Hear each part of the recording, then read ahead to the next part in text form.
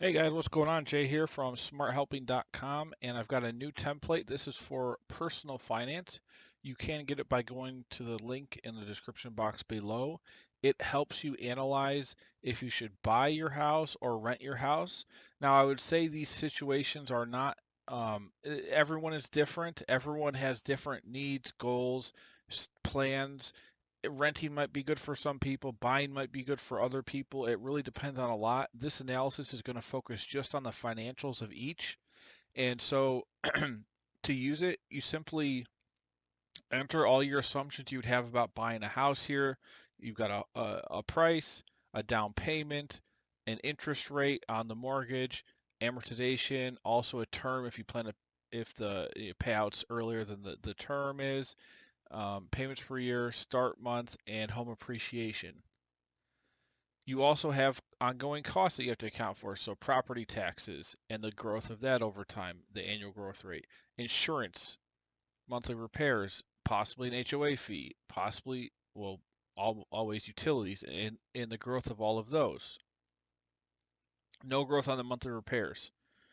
And so this model looks at the total cost of owning a home over time, including, you can see at the very end here, whenever the term ends, we also have the cash from selling the home based on this average annual appreciation. So all these assumptions can be adjusted and everything will change. Like if I put this to 5%, you can see this number is now much higher. If it's 1%, it'd be lower. Put it 2.5. You can adjust all this stuff, and you'll see the growth factors over here to figure out how these costs are going to change over time. You also have renting scenario. So this is a little bit more simple. You just have your monthly starting rent, the annual rent growth rate, utilities potentially. If you don't have utilities, you can zero that out, and then annual utility expense growth. And by that, based on that, you just have a monthly cost going down the line here. And here's the growth factors for the rent and utilities. So then we compare them. So we did a lot of in-depth analysis here. So we have a simple scenario. So this is meaning that um, you're just looking at the total cash flows to purchase, total cash flows to rent, and then here's the difference of those over time. And note the differences can change based on how the numbers change over time based on your other ongoing costs and then how the rent grows over time. So some months it might be cheaper to be owning the home, and then some months it might be cheaper to rent. If it's cheaper to rent, these will be positive. If it's cheaper to own, then negative. And these change over time.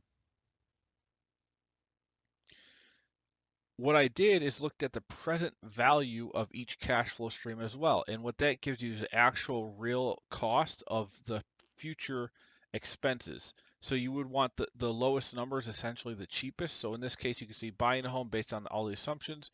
The cost is 500,000, and we're including the end value of the house as well. And renting, your present value of the cost is a little bit worse. It's more expensive, 682,000. Now, if we just look at the total cash flows, renting is definitely going to lose there because you're not your your discount is now there is no discount on that cost, and that is the cost over that is a lot higher. And here with the buying version, it's not that much different because that's basically the difference of the home purchase, the home selling price. If you're not discounting it, you're getting a little bit more, so it's a little bit cheaper overall. For renting, it's just way.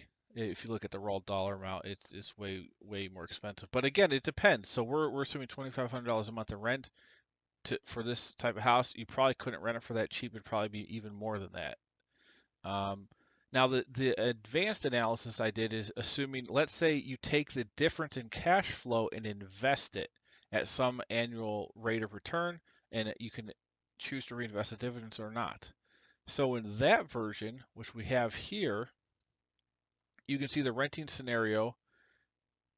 Here's the final adjusted cash flow. So you're taking this difference, this 75,195, you're going to now have that as a cash outflow as an investment, and then that investment can start gaining value. So you have a different cash flow stream now because instead of putting this down payment, you're putting the amount you would have put on the down payment into investments. And so based on this rate of return, that gets some value. You still have your rent payments over time, but what we're saying also is this 195 difference where renting is cheaper for the first little bit here, you're also investing that. So that's increasing your investable balance. And then the cash flow ends up being exactly the same as what it is to buy in this case because buying's the higher. So you're assuming you're going to instead of paying that to the mortgage, you're going to pay a little bit less rent and invest it. So you have the cash flow going out here, but you also are now building an asset. And at the end, we can account for that, whatever that value is of that based on the annual rate of return.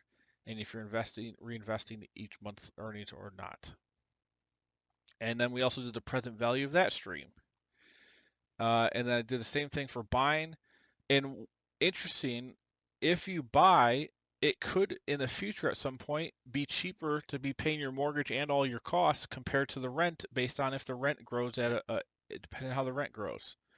So in that case, to be fair about both situations, you have to say, well, now I'm actually saving by buying a house. So what if I invest the amount I would be putting into rent into an investment and see what the effects of that are? So then you have the same idea on the buy side for any negative where it's cheaper to buy instead of rent, which is going to be any negative difference here in column E.